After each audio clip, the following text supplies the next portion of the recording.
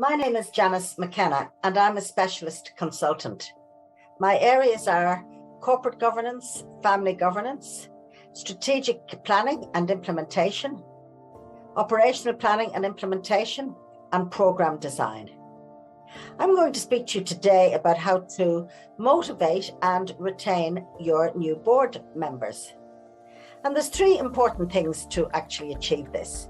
And that is the Board Induction Kit, your scheduled meetings with the chairman and CEO, and a tour and familiarization of the organization. The Board Induction Kit. This is really important. I conduct a lot of governance reviews and directors always have the same complaint. I never really was inducted properly. I was thrown in at the deep end. So the Board Induction Kit sets you off for a really good start with your new board member. What's in the kit? Well, it will include your board calendar, which contains more than the 10 or 11 board meetings you have per year. It will also include the dates of the AGM, maybe a weekend for strategic planning, and other events that you would like your board members to attend.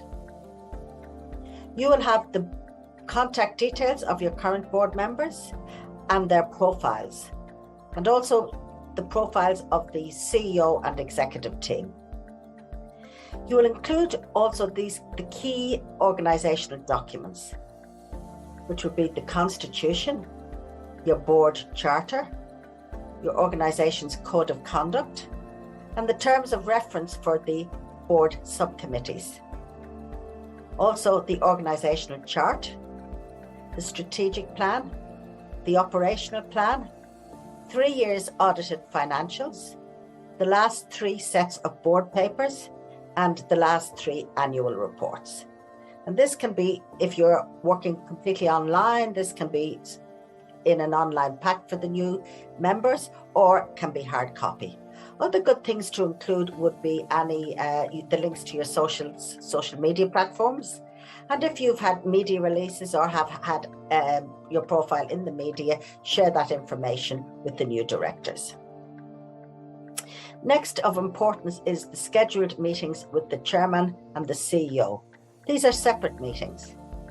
Your new members should meet with the chairman, and the chairman can introduce himself and herself, and also speak with the new member to explain his approach or her approach to actually delivering on the strategy.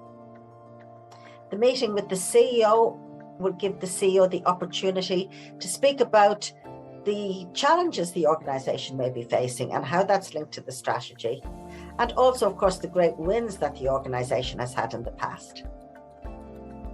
This is a good segue now into the last step, which is a tour and familiarization of the organization. Now, if it's a small organization and there's just an office, it's still worth the new board member to attend the office and meet informally with the staff, have a chat and see how things happen. If it's a larger organization, it's good to go on site, have a walk around, meet the different team members, and again, see how the organization runs. So remember those 3 important things to motivate your new board members.